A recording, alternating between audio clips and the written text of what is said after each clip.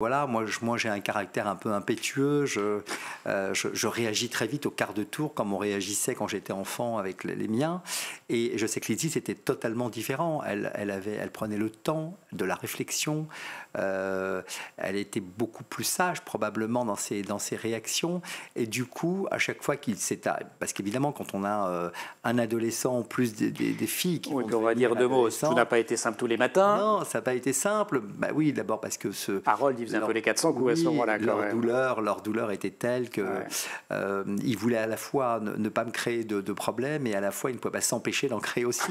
Donc il fallait que... Eh bien oui, j'ai dû travailler beaucoup sur moi pour ne pas réagir à la Roland.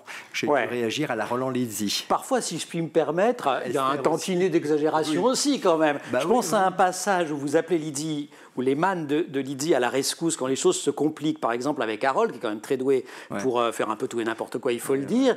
Je vous cite, ta mère te voit, elle t'entend, et elle n'est pas fière de toi. Telle la pluie du ciel, elle verse des larmes de honte. Oui.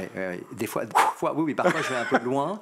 Je vais un peu loin pour créer, une réaction, pour créer quelque chose qui doit lui parler. Parce que j'imagine que si sa mère avait été là, on aurait été tous les deux à lui dire des choses.